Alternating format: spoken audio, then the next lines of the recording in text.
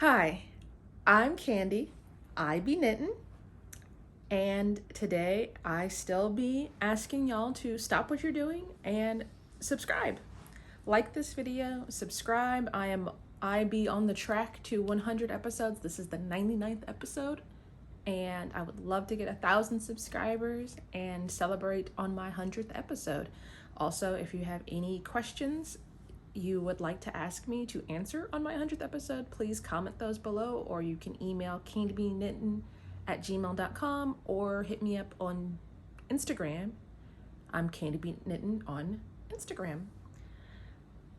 So today we're going to talk a little bit of knitting. I've actually have been doing a little bit of knitting, but then I'm also talk a little bit of spinning too. Still have not finished my Purl Soho drawstring top turn dress. It's in this bag. I am literally on the last section, and then I will show you the entire situation. I have this much yarn left, and when this yarn is done, the dress will be done. It is a long shirt turned into a dress, striped, and I'm on the final stripe. And I actually went up a needle size for the last stripe because it's gonna just give me a nice soft little ruffle. And I'm quite pleased with this. It's just, it feels like it went really, really fast in the beginning with the stripes, but psychologically, once I get to that last few rounds, they start to get slower and slower. I did have something I wanted to share about this though, because this I knit on size 4 needles per the pattern, and I decided, okay, for this final frill, I want to go up a needle size in order to get just a little bit of a gentle poof at the bottom of the dress. And the first thing I did, I went up to a size 6, and here, where, I don't know if you can see, there's like an orange thread going through here. I actually ended up putting a lifeline in there because I kept ripping back because I didn't know what I was doing. So I went up from a size 4, US size 4, to a size 6, and my gauge wasn't that dramatically different. And so I decided, let me just go all the way up to an 8. And in doing so, I'm knitting these on ChowGoo interchangeable needles. And so I did it on a 6, didn't like the 6. I got like maybe a half an inch, and I was just like, this isn't working. So I ripped it out and just changed the 6 to a 8. But then I needed to get them back, the stitches back on the needle, and this size 8 is far too thick to pick up stitches that were knitted on a size 4. And so I had one end on a size 4, one end on a size 8, and I've heard this advice before, but I just never bothered because I just never had the issue where it would make a big difference for me, and I just didn't think I needed this advice. But a lot of times I've seen people say, hey, when you're knitting in the round, because you're always on the same side, you're never flipping wrong side to right side, you're always knitting with the same needle tip. And so the recommendation is to go down a needle size on your left hand needle if you're knitting with your right hand as your active hand, and that way the stitches glide that much smoother. And I didn't even realize I was doing it because, like I said, I had just needed to use the size 4 to pick up my stitches and then come through with the size 8. And man, oh man, did that make a big difference. My needles, my stitches were literally like jumping off the needles, which was kind of a problem because I was dropping stitches. So the size 4 was too small. But since then, I have switched this size 4 with like a size 6, and the knitting is a lot smoother. And so I think going forward, when I knit in the round, I will have my proper needle in one hand and a slightly smaller needle on my left hand, and I think that is sound advice. So thank you to the dozens of people who I've seen have that advice before. And it just, especially, like I said, going up to this size 8, because trying to get into the smaller stitches. And yeah, that's that. So still working on that. Then my second thing I've been knitting a lot on is this scrappy blanket. And this is, I think it's Jen's blanket. It's a person's name blanket, but everything I talk about will be in the description below. And I'm fingering yarn together. I have about 10 balls of scrap yarn in this tote bag, and I'm just pulling them out at random. These first section, I'm probably 20% of the way through. I just pulled out random balls and tried to pull out different random balls. And so I've used all 10 colors already, and now I've put all the balls back into this bag, and now I'm randomly picking them again so I get different combinations of each of these colors together. And it is definitely not going to be everyone's cup of tea. It is definitely a blanket only a mother could love. It's just a lot of jarring changes of color. I could have held one yarn and had more of a soft fade. I could have put some more earthy shades together and separated out the more bright shades. The idea behind this is these are all fingering weight yarns that I really don't have earmarked for anything else, just like onesie balls where I think I knit my husband a hat out of this yarn, and I have a lot left over because it's a fairly small hat, yarn that I've gotten from yarn swaps. And so there's nothing to lose by putting them all in this blanket together. And also I feel like it's just a very good exercise when I'm knitting to randomly throw colors together, because I get color combinations that inspire me to do bigger projects. And so I can look at this blanket and get a lot of inspiration. I know some people are nervous about picking colors for things and how they're going to play out and how they go together. And so this is kind of like almost like a color study. So I have like blues and purples together. Okay, how does that play out? Right now I'm working with like some oranges and hot pinks. I'm like, okay, that's interesting. Right here are some more natural colors. And when you really look at the stitches with all of this, like a lot of variegated yarns, you get even more like micro changes and micro combinations of colors. And so it's more of like just a knitter's knitter experiment type blanket than this being actually functional or the whole thing being cohesive. And this pattern, I said it last week when I introduced this pattern, the original blanket is in fingering weight and is all garter stitch. I'm holding the yarn together, so I'm getting more of a DK to worsted weight. I'm actually knitting this on size 7 needles, and I'm alternating sections of garter with sections of stockinette. And so just whenever, and I'm also not measuring anything, so these first few sections look relatively uniform. I have like a nice tall section of stockinette here and a thinner section of garter, stockinette garter. But I'm just basically going on vibes. Whenever I get sick of knitting too much, I switch back and I'm purling again. But I just change colors when I change those sections too. And it's just happened to work out that way with whatever mood I'm in. I'll knit both rows for a while, get tired of that, then I'll knit and alternate knitting and purling rows. The only thing I probably would have done differently is because the garter stitch tends to be a bit tighter in its gauge. Since I'm knitting this whole thing in size 7, I'd probably go up to a size 8 for the garter stitch sections if I was actually doing this for a formal project or a presentation, or somebody was going to be judging my work, because alternating the garter with the stockinette does create a little bit of buckling because of the gauge difference. It's a blanket, so it's not really going to make a big difference once it's washed and I'm just using it, but something to think about on bigger projects or more like formal important projects. Then I'm going to talk a bit about spinning. And it's interesting because I did tour de fleece where I just spun a bunch every day.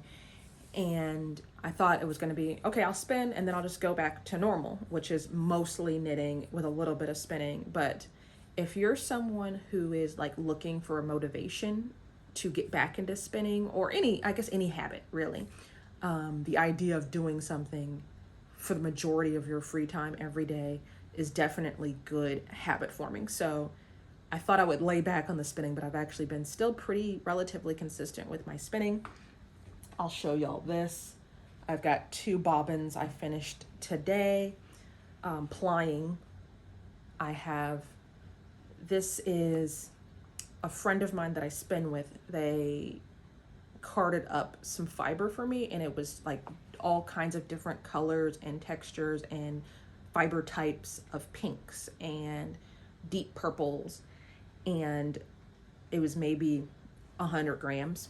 I can guess that based on the fact that I have 200 gram bobbins here, because what I did was I took out my drum carder and I had some pinks and some purples and some reds that I carded up with the intention that I would get more yardage if I did some sort of complementary ply to that. And so I did a little bit of Angelina, like sparkly bits, and then I did mostly some purple, and then I put in some red because I had like this red fiber that just was very jarring. It wasn't, I bought it online and the color of red was just too much for me. And so I carded that up together, and I also added some just a touch of orange just to give it like a little bit of dimension, because I find that those are my favorite colors when you just have pops of what I would not expect. And I also, with my wheel, I wanted to practice going back to a thicker spin, because ever since I've learned to spin my yarn, and you've probably heard this from other spinners too, my yarn gets thinner and thinner and thinner.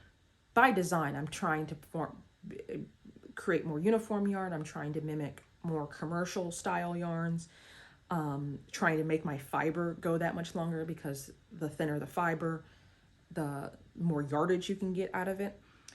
And so I was wanting to kind of go back to that and get a little bit of a thicker yarn, because I do want to spin some bulky yarn. And so I spun up their carded fiber, and then I spun up my drum carded fiber. And at first I wasn't thinking that the colors were going to go together, but they actually plied together very nicely. And so their fiber is the light pink that you're seeing, and then any deeper reds is my fiber. And it's also interesting to me because I'm trying to get back to a thicker yarn. I wanted to play around with doing some bulkier yarns. And when I first started spinning, I was getting very bulky yarn. I was getting this is also very thick and thin. And when you first start spinning, you're spinning that bulky, thick and thin yarn. Some of it's over twisted in some places. You know, everyone's like, oh, it's like an art yarn. It's like an art yarn. It's like an art yarn. And it can be it was frustrating to me, because I'm like, I'm not trying to make an art yarn.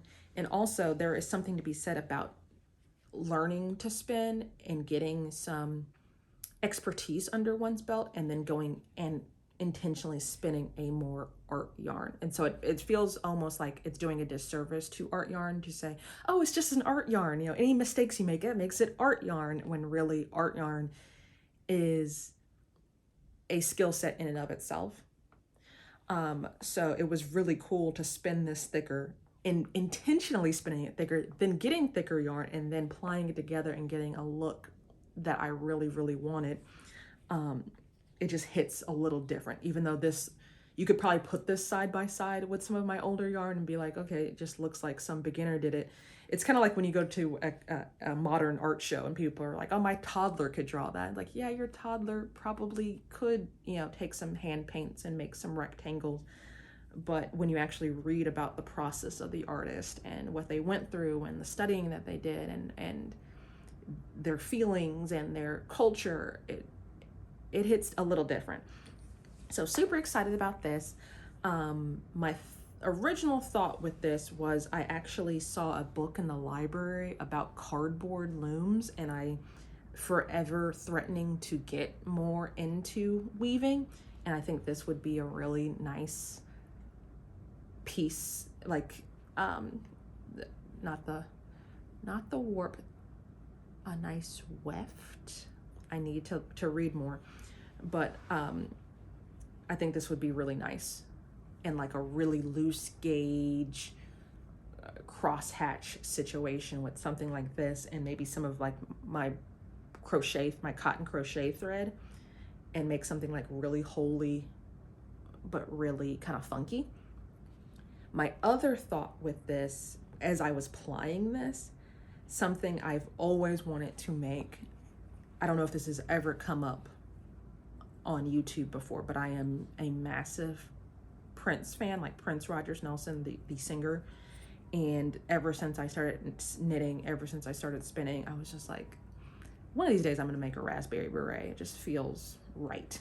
And so I think looking at this as I was plying with it, I was just like, ooh, this is definitely giving raspberry beret, the kind you would find in a secondhand store. You can imagine like some lumpy bumpy. I have knitted myself a beret before. It was like orange hand spun, but I don't know if it was my gauge or if it was the lumpy bumpy art yarn I was making at the time. But the drape wasn't just right on it, because I feel like with a beret, you really need that, not positive ease, but that just drape to it, that so it just slouches just right. And mine kind of just sits on my head. And also I have an afro. I actually have an average size head as far as like skull goes, but when it comes to hats, it's hard for me to wear a hat and make it look proper. And so I really would like to make another one, but play around with it some more and maybe do like commercial yarn for the band, because that was the other problem too, was the brim of the hat was a bit off too, because I was using more of a thick and thin texture yarn. So I think I need more of a uniform, tighter brim, and then go big and billowy at the top, and maybe like knit it a little bit longer. I don't know, but I need to do some research on that. But I think just off of the color, it would work for a raspberry beret. The other thing I've been spinning,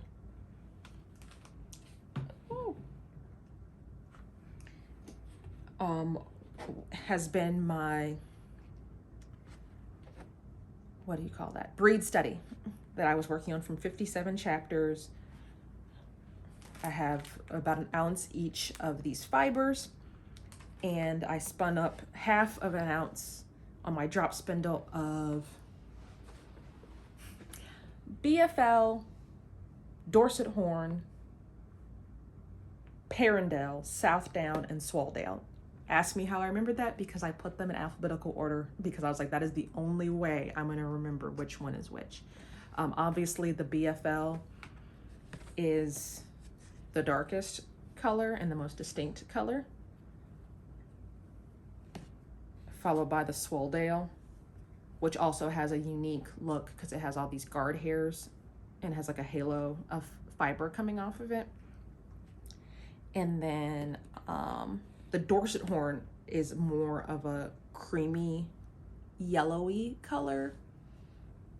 And then the actual yarn, the Dorset Horn and the Parendale actually spun very similarly. And I think I got my best spins out of the BFL and the Parendale, which is probably why they say BFL is good for beginner spinners. So this is like my most uniform yarn, followed by the Parendale, which as I said before, is a cousin to Cheviot, which is my favorite yarn to spin. So it makes sense that I would handle that pretty well. The Southdown was my favorite to spin. It came out a little bit. I have like some really puffy areas in the twist, and I'm fine with that. but I can tell that this is, if I were to have to, if someone mixed these up and I had to guess which was which, I think I could find the south down because it does have like some areas where it really floofed out. And I'm gonna leave them in this bucket here because I'm gonna take actual formal finished object pictures and write up some notes on each one. So follow me on Instagram if you want like the actual nitty-gritty of the final. And I'm also going to take like yardage notes and weigh them all and see like, okay, I think the south down is going to be the thickest one with the least amount of yardage, and I think the Swaledale will be the thinnest one with the most amount of yardage, but I will need to confirm that. And then I want to take pictures beside each of the fibers so you can see the fiber versus what got spun up. But I wanted to show y'all this because I wanted to give y'all some tips, because I had a little bit of an issue because, as I said, this is a breed study and I want to be able to identify each of these breeds. And so I had to be very thoughtful with how I was going to finish them. I could have washed them one at a time, but nah. I do have, usually when I have small amounts of fiber or a small finished object, I wash them in this, which is outside of my knitting needles. I have an actual spinning wheel. I do have like a nitty knotty. I have a lot of very specific tools, but some of my favorite tools are actually just kitchen tools. So that is my tip for the day. If anyone wanted a tip for the day, is when you're in your local thrift store, charity shop, whatever you call it, check out the kitchen items for knitting, spinning, dyeing supplies. I know some people are a little creeped out buying secondhand kitchen items, but they are perfect for yarn things. And this is a salad spinner. And so the key with washing wool is that you don't want agitation. And so you have the inner bowl and it comes out and you have some drainage there. You can soak it in the bucket. And then when you're done, you can spin out the water. And that's how I eliminate a lot of the water without any wringing, anything like that. The problem with this wool is that it's a circle. And if I spun this, I would not be able to keep track of which yarn was which.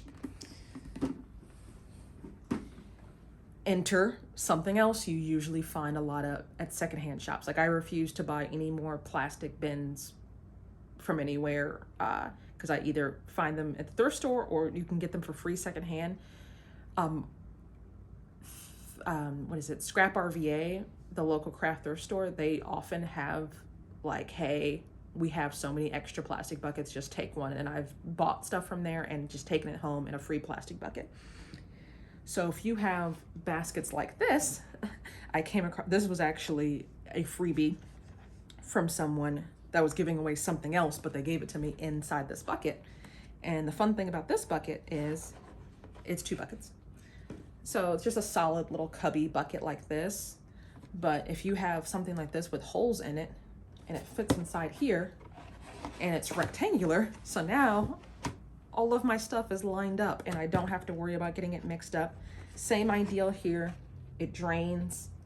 You don't even have to worry about, like, if you have time, you could just sit this somewhere and just let the water drain out. Also, these baskets with holes in them work really well as lazy Kates. So if you spin, you could like put either a knitting needle or a dowel or chopsticks, whatever, through here. Set your spindle on there and it'll spin very nicely. And so just a little shopping tip, little crafting tip, little money saving tip from Candy Bee, because Candy Bee also saving a lot of money because I like to spend money on exotic fibers. So that's what I did this week with that. And I'm gonna lay it just like this. I'm trying to get the basket back in there without tangling up my yarn. I don't know, I guess I'm just gonna spin the rest of this like normal and just make 2 skeins each of the things. My other thought was, I've been doing some research, ever ongoing research about spinning for socks, because one of these days I'm gonna get around to it. And I've been reading that Southdown and Swaldale are actually, and even Dorset Horn, I feel like Dorset Horn and the Southdown and the Swaldale in particular, which every time I Google, I get different results. So I really need to just sit down and do some like proper research, not just Googling on the internet. Maybe look in the Fleece Fiber source book. I know, what is her name? Oh, her name on Instagram is Lala, but that's not her proper name. It feels strange to call someone Lala. But Lala from Knit Girls is currently literally working on a book about spinning yarn for socks. But I say all that to say this: I've read that Swaldale, Southdown, and Dorset Horn are resistant to felting, which makes them good for making sock yarn. And so I was actually thinking about, because my original thought before I did this whole breed study was to ply them all together anyway, because I've never plied two different breeds together. I've blended breeds together and then plied that yarn together, but I've never had one ply of one breed, one ply of a different breed.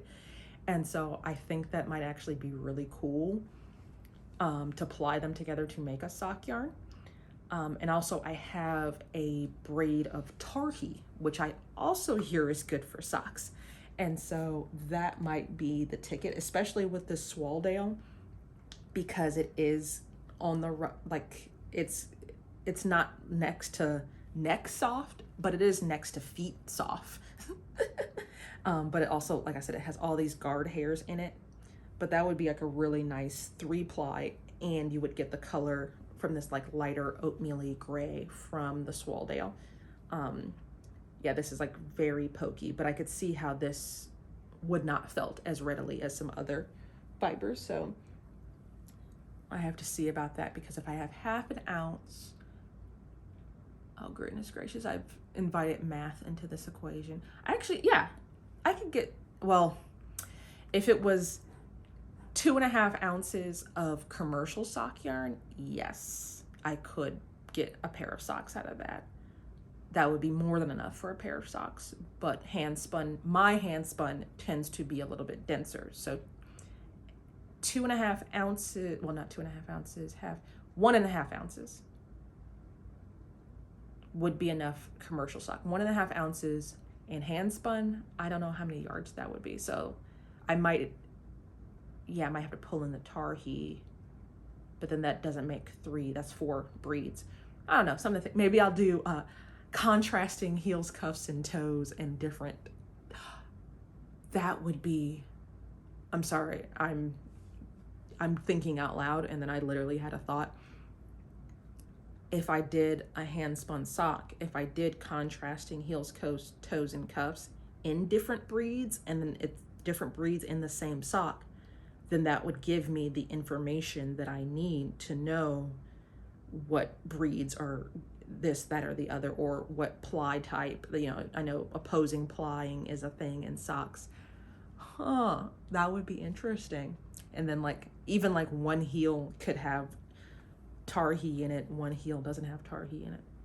Thoughts? Interesting. I like that idea.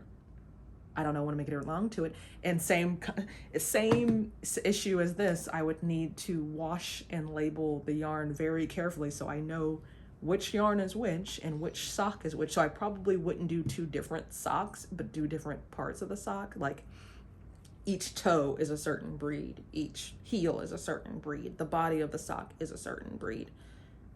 Rather than, the left sock is Tarhi, the right sock is Rambouillet, because you think, these look totally different, and then you're sitting there doubting everything that you ever thought. So hopefully sooner rather than later, I get these photographs so I do have labels for all of these, and I'm gonna label these so that I know which is which.